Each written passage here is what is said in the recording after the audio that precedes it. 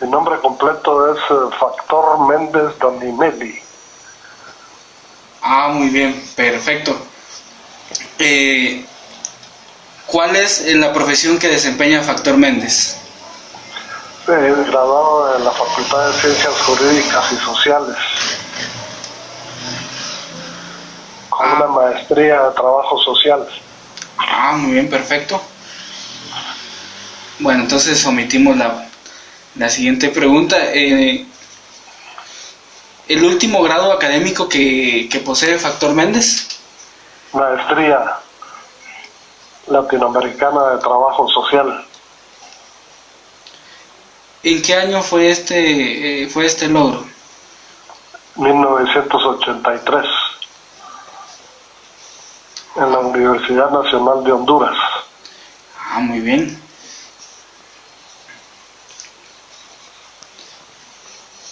La primera pregunta que tenemos ya a nivel personal, ¿qué piensa usted del movimiento estudiantil? ¿Del actual o es una pregunta genérica? Pues vamos a, si quiere, hagámosla en dos partes. Definámosla en el tiempo que estuvo usted y luego definámosla en el modo actual. Bueno, en general el movimiento estudiantil, a partir de la experiencia personal que me correspondió participar en mi condición de dirigente de la Asociación de Estudiantes en Derecho, en la cual, en representación de la facultad, más bien de la Asociación de Estudiantes, participé en la Asociación de Estudiantes Universitarios. Entre 1970 y 1973 me desempeñé como asesor jurídico de la AEU, pero también fui secretario de Relaciones Internacionales. Y por ese mismo cargo, en 1972, fui elegido secretario general de la Federación de Estudiantes Universitarios de Centroamérica, FEUCA. De manera que la participación en el movimiento estudiantil de aquellos años se complementaba con la lucha de resistencia que la juventud universitaria y de secundaria teníamos en contra de las dictaduras militares. Era un movimiento estudiantil muy fuerte, vigoroso, beligerante, de mucha convocatoria y reconocimiento social, particularmente la AEU, que es una institución que este año cumple 100 años y que tenía muchísimo respaldo de la ciudadanía y sobre todo reconocimiento por su lucha frontal contra las dictaduras militares. Así que es un movimiento estudiantil muy dinámico que se desarrolla en condiciones adversas en términos que la universidad y la juventud estudiosa eran un blanco de las políticas represivas de las dictaduras militares. Entonces podría decir que el movimiento estudiantil en el cual me tocó participar, pues tuvo esas características sui generis que no se corresponden a la situación actual de lo que puede llamarse o identificarse como movimiento estudiantil. Las condiciones actuales me parece que se han modificado en relación a las dinámicas del pasado, que hay mucha dispersión y que hay una débil organización del movimiento estudiantil, con poca capacidad de convocatoria y con escaso reconocimiento social.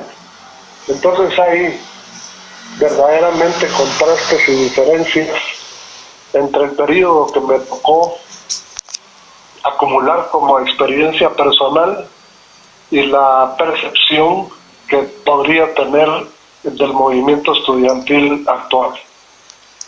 Ah, perfecto. ¿Y cuál fue el motivo que le impulsó a involucrarse en el movimiento estudiantil?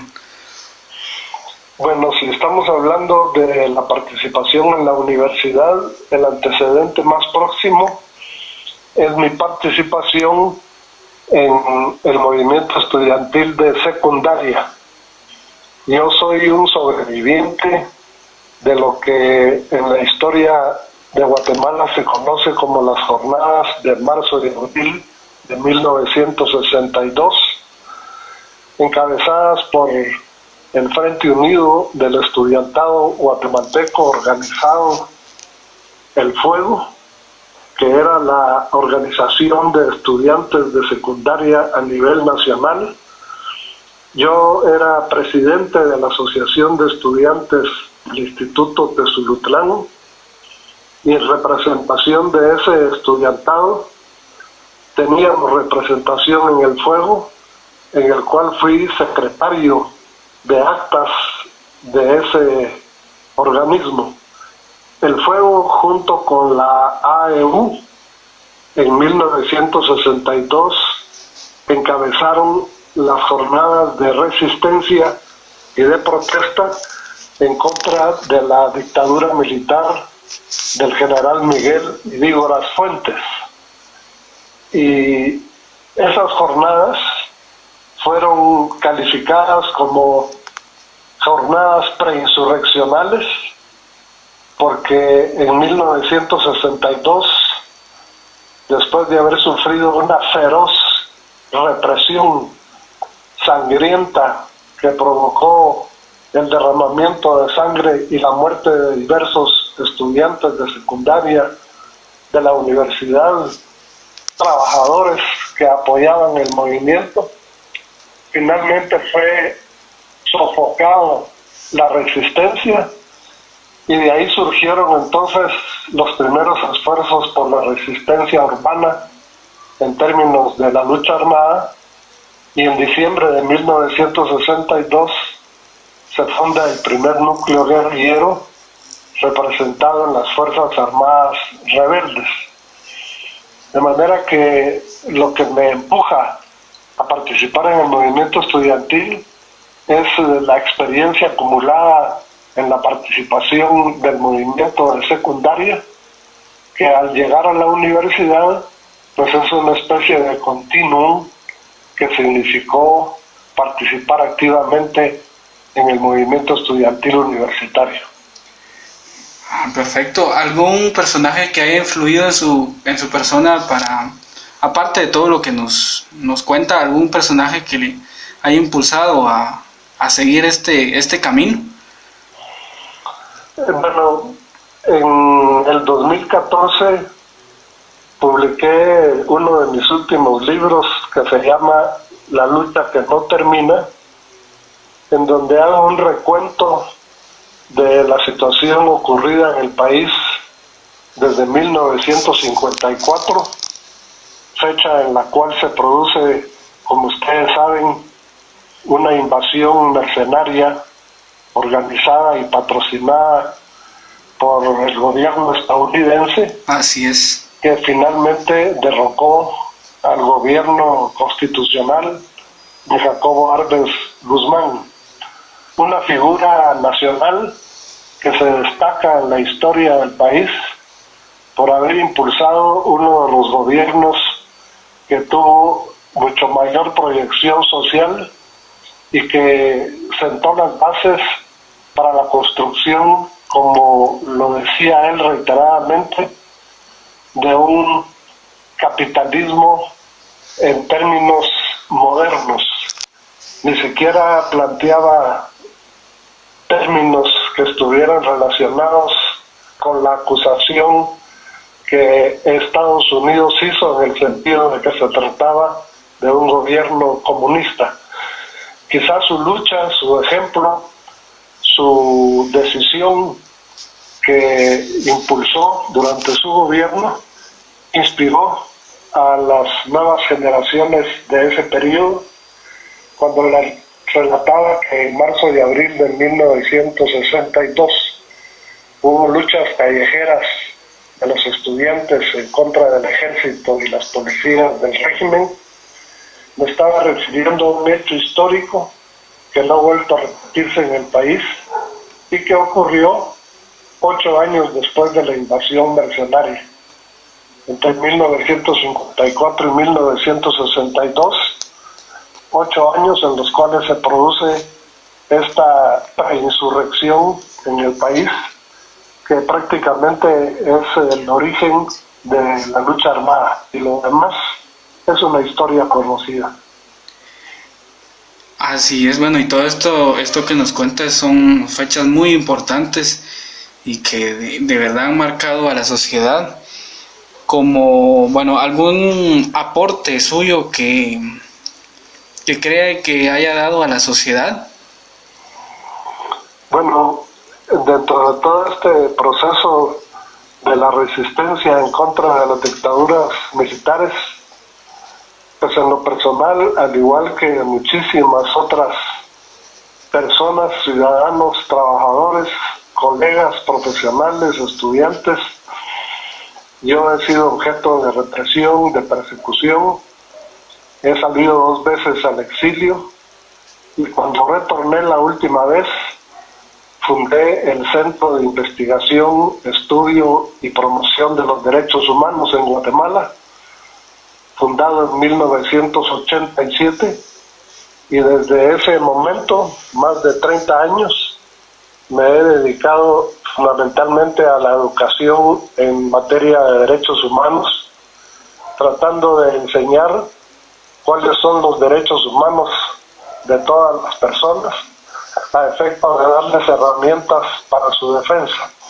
Podría decir que en ese sentido es un aporte. También desde el punto de vista de la docencia universitaria, me he desempeñado como catedrático investigador en San Carlos y en la Universidad Rafael Landívar. Así que son aportes que desde la academia se están haciendo para intentar transformar las condiciones actuales de nuestra sociedad y del país. Así es, y eso responde a la segunda pregunta que iba con relación a esto, porque decía algún aporte que siga vigente aún debido a la situación del país, y pues debido a su respuesta, pues ahí se va adjuntando, ¿verdad? ¿Qué personaje histórico le hubiese gustado conocer a Factor Méndez?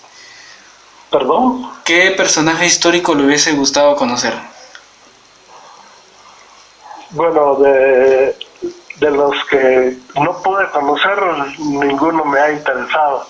He tenido el privilegio de vivir un tiempo en el cual tuve la oportunidad de conocer a personajes que han sido historia para la humanidad. Conocí, por ejemplo, a Fidel Castro, conocí a el presidente Salvador Allende, conocí también a muchísimos activistas de derechos humanos, defensores, que me ha provocado grandes satisfacciones. He tenido el privilegio igualmente de ser invitado a eventos de Naciones Unidas, como la conmemoración del 50 aniversario de la Declaración Universal de Derechos Humanos, y recibí también un homenaje de la UNESCO por el aporte al tema de la educación en derechos humanos. Así que creo que los personajes que he querido conocer, he tenido oportunidad de haberlo hecho. Así es, y yo creo que son oportunidades que muy pocas veces se nos dan, y son privilegios que muchos quisieran tener, ¿verdad? Pues son cuestiones que la vida le ha permitido a uno ese tipo de oportunidades, y de lo cual, repito, me siento muy privilegiado. Sí, y lo noto. ¿Se siente satisfecho debido a todos los aportes que usted ha hecho, se siente satisfecho por lo que ha hecho? Me siento insatisfecho porque a pesar de todos los años recorridos y del compromiso de resistencia y de lucha en contra del sistema injusto y desigual que tenemos en nuestro país,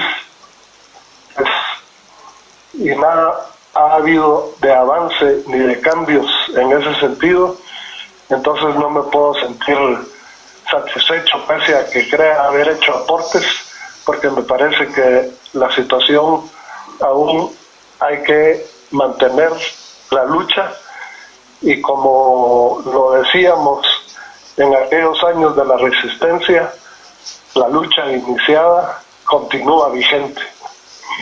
Así es, y eso se nota. ¿Algún mensaje que quisiera enviarle a las nuevas generaciones de sancarlistas que actualmente están entrando y a las que están por salir?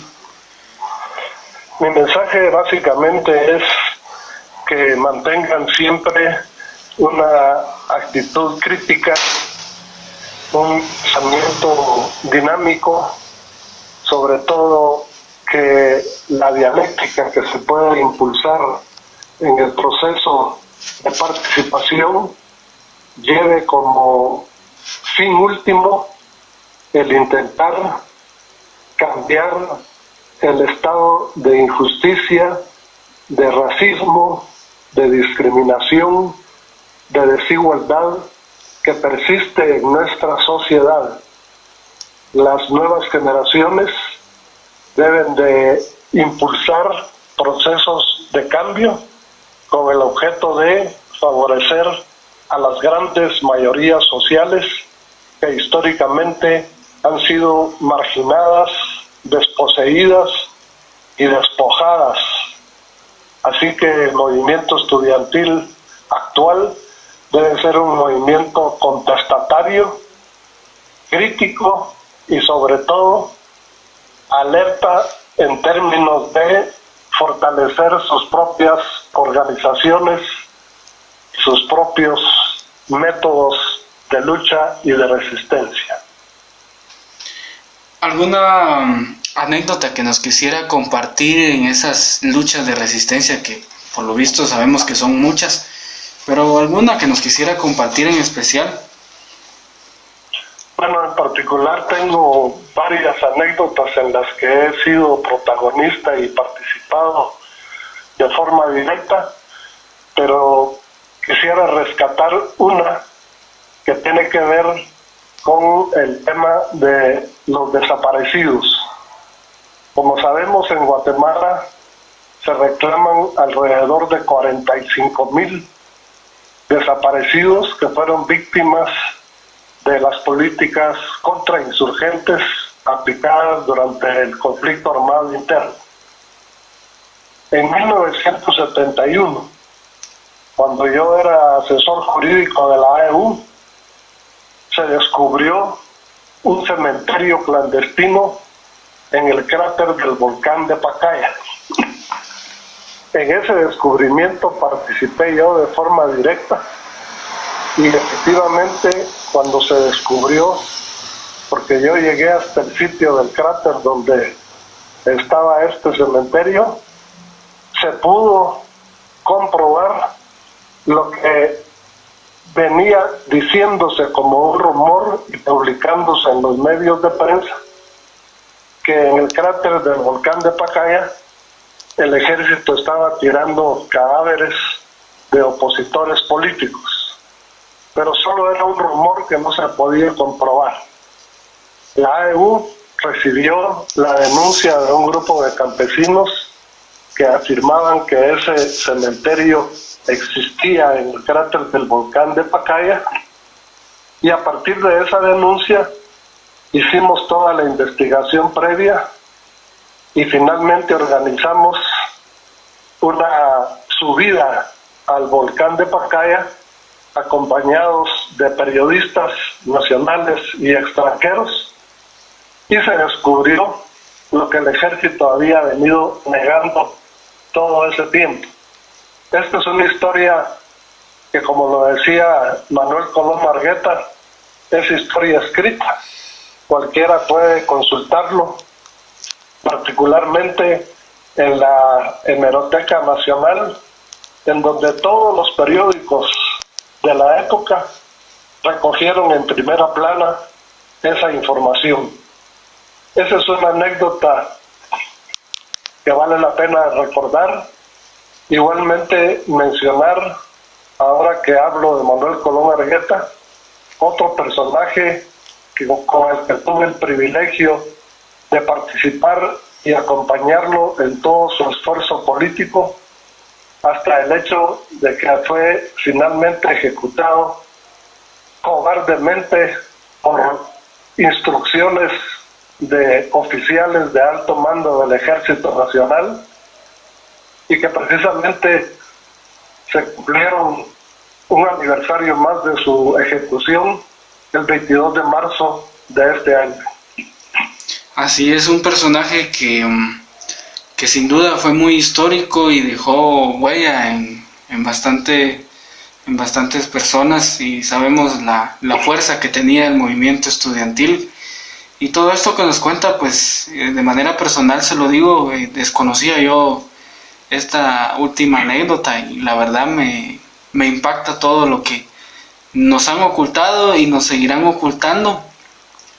Y esto me hace la pauta para preguntarle qué piensa del actual gobierno y hacia dónde... Es muy claro que se trata de un gobierno de derecha.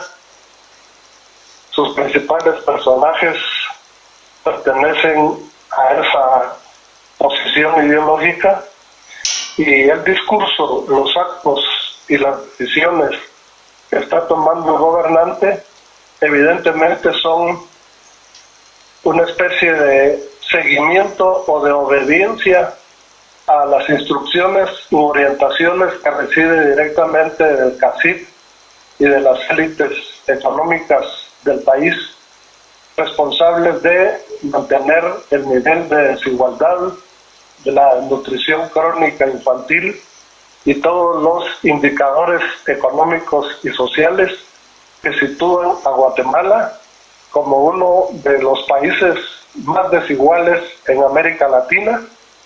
Basta revisar los indicadores sociales del país para darnos cuenta de las condiciones en las que vive la gran mayoría de la población, y que las élites, la oligarquía nacional, sus testaferros y sus lacayos se empecinan en mantener un estado de cosas que favorece únicamente sus intereses particulares por encima del bien común.